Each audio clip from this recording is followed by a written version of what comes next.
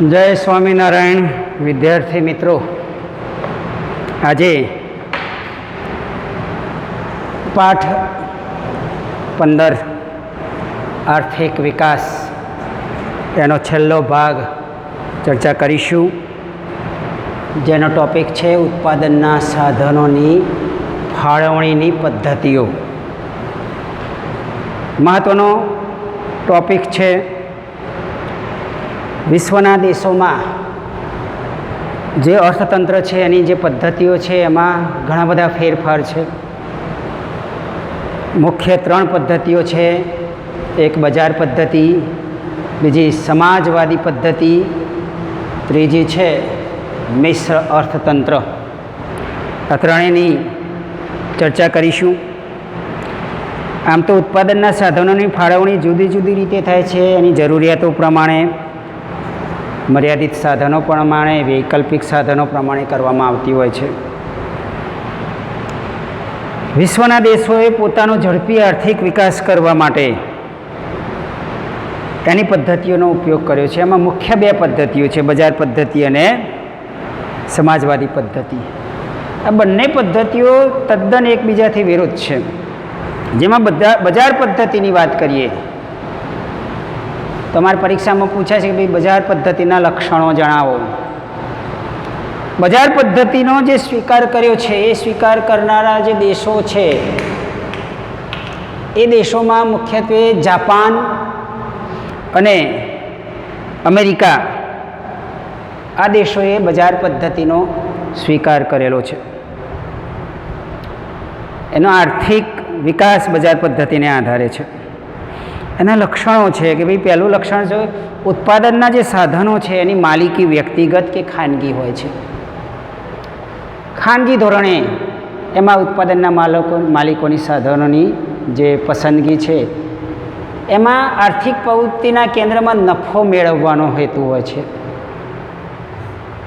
કેન્દ્રમાં નફો હોય, ગમે તે રીતે નફો મેળવવાની પ્રવૃત્તિ હોય છે. આમાં ગ્રાહકોને પસંદગીની તક મળે છે, વિશાળ પસંદગીની તક મળે છે કે ભાઈ આ ખાનગી રીતે ઉત્પાદનો થતા હોય છે અને એના કારણે ગ્રાહકો પસંદગી કરી શકે છે કે ભાઈ એમને કઈ વસ્તુ, કઈ કંપનીમાંથી કોની વસ્તુ મેળવવી, એમને પસંદ કરવાની તક મળે છે. અને એમાં આ બજાર પદ્ધતિમાં સરકારનો હસ્તક્ષેપ નથી હોતો. સરકાર કોઈ પ્રકારે હસ્તક્ષેપ કરી શકતી નથી, એ સ્વતંત્ર હોય છે. અને આર્થિક નિર્ણયો ભાવતંત્રને આધારે હોય છે. જેવું બજારમાં ભાવતંત્ર હોય, જેવી માંગ હોય એવું ઉત્પાદન થાય. એટલે આ એના લક્ષણો છે.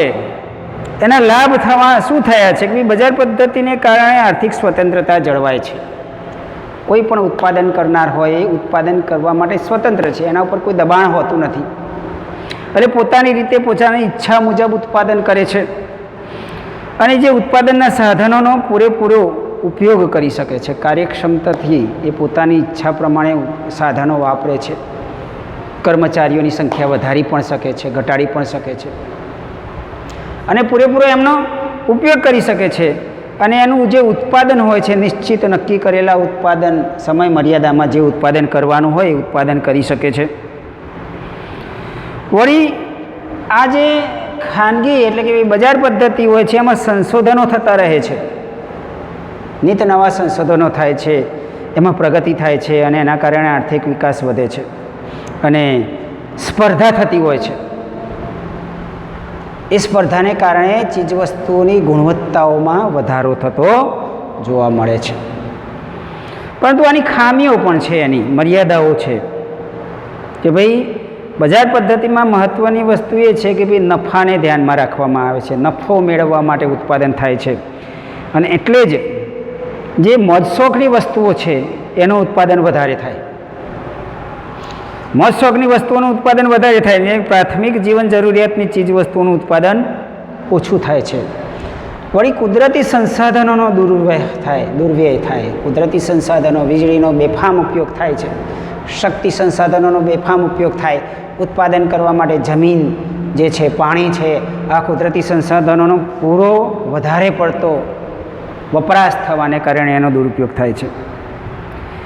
બીજું, રાજ્ય સરકારની કે કેન્દ્ર સરકારની કોઈ પણ સરકારની નીતિ વિષયક ભૂમિકા હોતી નથી અને બજાર વિશેની અજ્ઞાનતા ગ્રાહકમાં હોય. જે કંઈ પણ ઉત્પાદન થયું હોય એ ઉત્પાદનની વિશેષતાઓ વિશે ગ્રાહકોને ખબર હોતી નથી, એટલે એમનું શોષણ થતું હોય છે અને આવકને મહત્ત્વ રાખવામાં આવે છે. એના કારણે આવકની અસમાનતા ઊભી થાય છે. એક ઉત્પાદક જે છે કર્મચારીને જે વેતન આપતો હોય એના કરતાં બીજો ઉત્પાદક એના કરતાં વધારે વેતન આપતો હોય, આવું બની શકે છે ને. એટલે આવકની અસમાનતામાં વધારો થાય છે, આર્થિક અસ્થિરતા અને મજૂરોનું શોષણ ક્યારેક થતું હોય છે. એમને પૂરતા પ્રમાણમાં પગાર કે ભાઈ રોજગારી આપવામાં આવતી નથી. આવી ઘણી બધી ખામીઓ છે. એટલે આ ખામીઓને કારણે, એની નિષ્ફળતાને કારણે કેટલાક દેશો જે છે કે સમાજવાદી પદ્ધતિનો સ્વીકાર કર્યો છે. જેમ જાપાન અને અમેરિકાએ બજાર પદ્ધતિનો સ્વીકાર કર્યો, તેમ ચીન અને રશિયા જેવા દેશોએ સમાજવાદી પદ્ધતિનો સ્વીકાર કર્યો છે. એટલે કે ભાઈ બજાર પદ્ધતિના અનેક ખામીઓ, એના નુકસાનને કારણે, એની નિષ્ફળતાને કારણે બજાર પદ્ધતિનો ઉદ્ભવ થયો. એના પણ લક્ષણો છે. પહેલું લક્ષણ, જેમ આમાં બજાર પદ્ધતિનું પ્રથમ લક્ષણ છે માલિકી વ્યક્તિગત કે ખાનગી છે. આનો તફાવત પણ પૂછી શકે છે. હા ભાઈ, તો સમાજવાદી પદ્ધતિનું લક્ષણ મુખ્ય છે સાધનોની માલિકી રાજ્યની છે. જે કંઈ પણ ઉત્પાદન થાય, જે જમીન છે, જે કંઈ પણ મિલકત છે, ઉત્પાદનના સાધનોની માલિકી રાજ્ય સરકારની, જે તે દેશની હોય છે. અર્થતંત્રમાં આર્થિક નિર્ણયો જે છે રાજ્ય સરકાર લે છે. ઉત્પાદન કઈ રીતે કરવું, કેટલું કરવું, કેવા પ્રમાણમાં કરવું, એનો ભાવ, આ બધું રાજ્ય સરકાર નિર્ણય લે છે. એના નિર્ણયો રાજ્ય સરકાર ઉપર હોય છે. જે તે ઉત્પાદકો સ્વતંત્ર હોતા નથી. પછી આર્થિક પ્રવૃત્તિ, એના કેન્દ્રમાં નફો નહીં પણ સમાજનું હિત, સમાજ માટે, સમાજના હિત માટે સમાજવાદી પદ્ધતિ કાર્ય કરે છે અને એના કારણે સમાજને લાભ મળે છે અને શ્રમિકોને કામના બદલામાં વેતન ચૂકવવામાં આવે છે. આમાં જે કંઈ પણ ઉત્પાદન થાય, મૂડીરોકાણ કરવામાં આવે, એ બધા નિર્ણયો રાજ્ય સરકાર લેતી હોય છે અને આના કારણે સમાજના હિતને મહત્ત્વ આપવામાં આવે છે. એટલે કે ભાઈ, ખેતી, ચીન અને રશિયા જેવા દેશમાં ખેતીવાડી પણ રાજ્યની માલિકીની હોય છે. શ્રમિકો જે ક્ષમતા હોય એ પ્રમાણે એમને વેતન આપવામાં આવે છે. ચીન, રશિયા જેવા દેશમાં તમે કોઈ પણ સંસ્થા સ્થાપો, કોઈ કંપની સ્થાપો, કોઈ ઉદ્યોગ બનાવો, ઉદ્યોગ કરો, તો એ તમારી માલિકીનો નથી. ગમે ત્યારે સરકાર તમારી પાસેથી એ પરત મેળવી શકે છે. જ્યારે આપણા દેશમાં કે અમેરિકામાં તમે કંપની બનાવી હોય તો કોઈના બાપની તાકાત નહીં, તમારી કંપની સરકાર હડપ લે.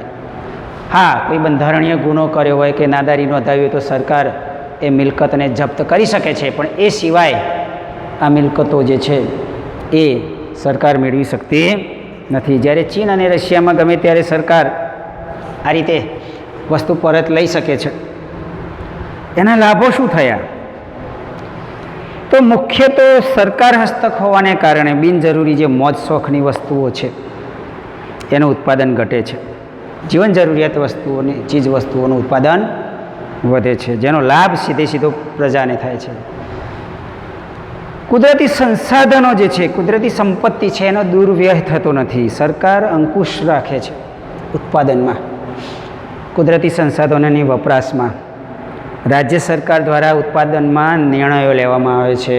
સરકારનો અંકુશો હોય છે અને એના કારણે કુદરતી સંપત્તિનો દુર્વ્યય થતો નથી અને આવકની અને સંપત્તિની અસમાનતા દૂર થાય. સમાન, સૌને સમાન આવક મળે છે. ગ્રાહકોનું શોષણ થતું નથી. છતાં એની ખામીઓ પણ છે. પરીક્ષામાં એ મુદ્દો પણ પૂછાય કે ભાઈ, સમાજવાદી પદ્ધતિની ખામીઓ જણાવો. તો પ્રોત્સાહન નથી મળતું, ઉત્પાદનને પ્રોત્સાહન ના મળે, કારણ કે જે કંઈ પણ ઉત્પાદન છે, ઉદ્યોગ છે, એ માલિકી સરકારની હોય છે. સરકારની માલિકીના ઉત્પાદનો થતા હોય એમાં સંશોધનો ના થાય, કારણ કે એમાં નફો મેળવવાનો નથી. બધું સરકારનું છે, કર્મચારીઓ ફક્ત કામ જ કરે છે. એમાં કોઈ સંશોધન, કોઈ નવી ટેકનોલોજી કે ભાઈ નવી પ્રોડક્ટ વધતી નથી. અને એના કારણે ઉત્પાદન વધારવા માટે પ્રોત્સાહન મળતું નથી. સ્પર્ધા કે હરીફાઈનો અભાવ હોય છે, એટલે સંશોધન ના થાય. જે ઉત્પાદન વર્ષોથી થતું હોય એ પ્રકારનું જ ઉત્પાદન કર્યા કરે. કોઈ જુદી જુદી કંપનીઓ મોબાઈલ ટેકનોલોજી તમે જુઓ છો કે દર વર્ષે જુદી જુદી એક કંપની બીજી ટેકનોલોજી લાવે તો બીજી કંપની એના કરતાં પણ સારો મોબાઈલ ઉત્પન્ન કરે, એનાથી બીજી કંપની એનાથી પણ સારી કંઈક પ્રોડક્ટ લાવે, તો આમાં ગ્રાહકોને ફાયદો થાય. સંશોધનો થાય, ટેકનોલોજીમાં સંશોધન, વિજ્ઞાનમાં સંશોધન થાય. જ્યારે સમાજવાદી પદ્ધતિમાં આવા સંશોધનોને કોઈ વેગ મળતું, પ્રોત્સાહન મળતું નથી. બીજું, વ્યક્તિગત સ્વાતંત્ર્ય જળવાતું નથી. કોઈ પણ વ્યક્તિનું સ્વાતંત્ર્ય ગમે ત્યારે સરકાર એ જપ્ત કરી લે, પોતે મેળવી શકે. સરકારના નીતિ નિયમોને આધીન કામ કરવાનું હોય છે. રાજ્ય સરકારનો સંપૂર્ણ હસ્તક્ષેપ હોય, અને હસ્તક્ષેપના કારણે અમલદારશાહીનો ભય સતત સતાવે કે ભાઈ ક્યારે સરકાર કોઈ ગુનામાં કોઈ દંડ ફટકારશે કે કોઈ પણ પ્રકારનું કાર્ય કરશે, એવો સતત ભય કરી રહ્યા કરે છે. હવે બીજી એક પદ્ધતિ છે મિશ્ર અર્થતંત્ર, કે ભાઈ જાહેર અને ખાનગી આ બે પદ્ધતિઓના સ્થાને કેટલાક દેશો એવા છે જેમ કે ભારત અને ફ્રાન્સ, આ બે દેશોએ મિશ્ર અર્થતંત્રનો સ્વીકાર કર્યો છે, જેમાં જાહેર અને ખાનગી ક્ષેત્રનું અસ્તિત્વ હોય છે, સહ અસ્તિત્વ. આપણે અનુભવીએ છીએ કે ભાઈ આપણા દેશમાં સરકારી શાળાઓ પણ છે અને ખાનગી શાળાઓ પણ છે, સરકારી હોસ્પિટલો પણ છે અને ખાનગી હોસ્પિટલો પણ છે. એમ કેટલાક સરકાર દ્વારા સંચાલિત ઉદ્યોગો પણ છે અને એની સામે ખાનગી ઉદ્યોગો પણ છે. સરકાર પણ પેટ્રોલિયમ પેદાશનું ઉત્પાદન કરે છે, એમ રિલાયન્સવાળા પણ ઉત્પાદન કરે છે. એટલે બંનેનું સહઅસ્તિત્વ હોય છે, અને મિશ્ર અર્થતંત્ર તરીકે ઓળખવામાં આવે છે. હવે એમાં જાહેર અને ખાનગી ક્ષેત્રનું સહઅસ્તિત્વ હોય એટલે એકબીજાની પૂરક બની રહે છે, હરીફ નહીં પણ પૂરક બને છે. ખાનગી વિભાગ જે છે, સરકારે એની વહેંચણી કરી છે કે ભાઈ કયા કયા વિભાગોને ખાનગી ક્ષેત્રોને સોંપી શકાય. તો ખાનગી વિભાગોમાં ખેતીવાડી, વ્યાપાર, નાના નાના ઉદ્યોગો છે અને બીજા નાના મોટા ઉત્પાદનો જે છે એ ખાનગી ક્ષેત્રોને સોંપ્યા છે.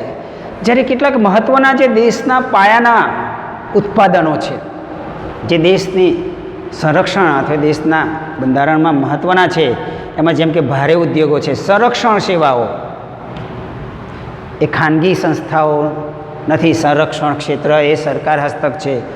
રેલવે એ મહત્ત્વનું પાયો છે, દેશનો પાયો કહેવાય, મૂળ કહેવાય. એ રેલવે સરકાર પાસે છે, જાહેર ક્ષેત્રમાં છે. વીજળી, સિંચાઈ આ બધું જાહેર ક્ષેત્રમાં આવે છે, જાહેર વિભાગમાં આવે છે. ધીમે ધીમે એને પણ સરકાર હવે ખાનગી ક્ષેત્રને સોંપવાની, પણ સંરક્ષણને આ બધું જે છે એ સરકાર પોતાની પાસે રાખશે જ. એટલે કે ભાઈ આ રીતે પાયાના ચાવીરૂપ ક્ષેત્રો જે છે મહત્ત્વના, જે સરકાર હસ્તક હોય છે. આ પદ્ધતિમાં બજારો સંપૂર્ણ સ્વતંત્ર નથી, એના ઉપર થોડા અંકુશો હોય છે. ઘણીવાર એવું બને છે કે ભાઈ કેટલીક અનિચ્છનીય વસ્તુઓનું ઉત્પાદન થઈ જાય, મોજ શોખની વસ્તુઓનું ઉત્પાદન થઈ જાય, તો એને રોકવા માટે સરકાર એના ઉપર ટેક્સ, કરવેરા રાખે છે. જ્યારે જીવન જરૂરિયાતની જે ચીજ વસ્તુઓ છે એના ઉત્પાદનમાં, એના વપરાશમાં સરકાર સબસિડી આપે છે, કરવેરામાં રાહત આપે છે, જેથી એના ઉત્પાદનને પ્રોત્સાહન મળે. હવે આવી અંકુશો અને નિયંત્રણો આનામાં હોવાથી આને આ નીતિને નિયંત્રિત આર્થિક પ્રવૃત્તિ પણ કહેવાય છે.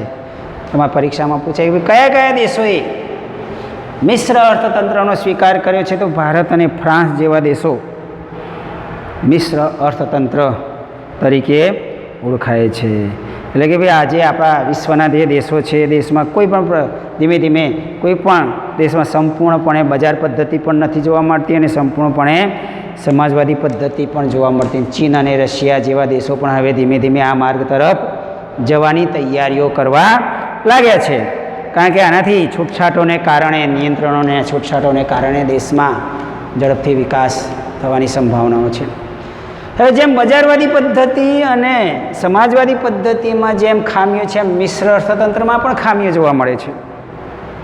જેમ કે આર્થિક અસ્થિરતા જોવા મળે છે, સંકલનનો અભાવ જોવા મળે છે. ખાનગી હોસ્પિટલો અને સરકારી હોસ્પિટલો હોય તો એ બંનેનું સંકલન જોવા નથી મળતું. ખાનગી ઉદ્યોગ હોય અને સરકારી ઉદ્યોગ હોય તો બંનેમાં ઉત્પાદનમાં, કર્મચારીઓના વેતનમાં, આ બધામાં સંકલન જોવા મળતું નથી. આર્થિક નીતિઓમાં સાતત્યતા જોવા મળતી નથી. વિકાસનો નીચો દર હોય છે. આ બધી ઘણી બધી સમસ્યાઓ મિશ્ર અર્થતંત્રમાં પણ જોવા મળે છે. અને આ સમસ્યાઓનું નિરાકરણ કરવા માટે આપણા અર્થતંત્ર, આપણા અર્થશાસ્ત્રીઓ, સરકાર દ્વારા, વિદ્વાનો દ્વારા એ ખામીઓને દૂર કરવાના પ્રયત્નો કરવામાં આવ્યા છે.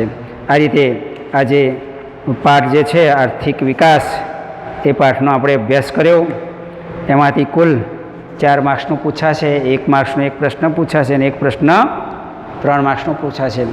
આ જે મુદ્દા છે આ રીતે લખવા અને પછી એનો સ્વાધ્યાય પણ નોટની અંદર સુંદર અક્ષરે લખી કાઢવાનું અને તૈયાર કરવાનું.